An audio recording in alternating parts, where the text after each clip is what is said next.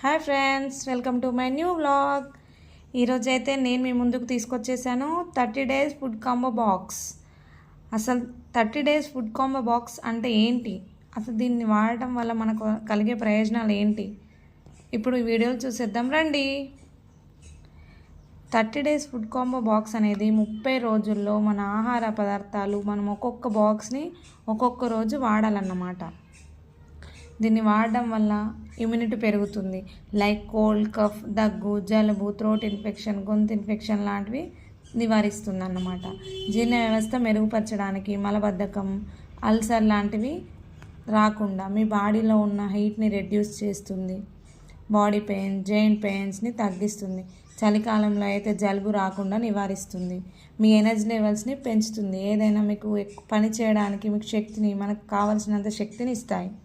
మెటబాలిజాన్ని పెంచుతాయి, మెటబాలిజాన్ని బ్యాలెన్స్ చేస్తాయి, షుగర్ లెవెల్స్ని కంట్రోల్ చేస్తాయి. న్యూట్రిషన్ ఫుడ్ అంటే ఇవన్నీ న్యూట్రిషన్తో తయారు చేయబడింది. న్యూట్రిషన్ ఫుడ్ తీసుకోవడం వల్ల 30 రోజుల్లో మన బాడీ అనేది చాలా ఆరోగ్యంగా ఉంటుంది, చాలా సమతుల్యంగా ఉంటుంది.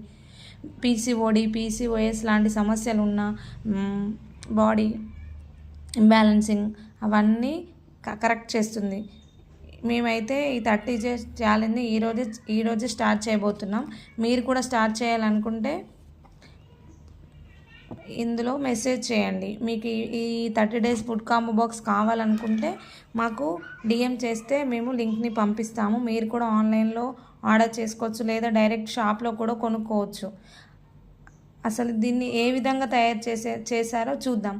దీన్ని సహజంగా తయారు చేశారు. ఏంటంటే నిమ్మకాయలు, దానిమ్మ, గ్రేప్స్, ఆరెంజ్, బనానా ఇలాంటి పండ్ల రసాలు చెట్లతో సహజంగా తయారు చేయబడినవి అన్నమాట.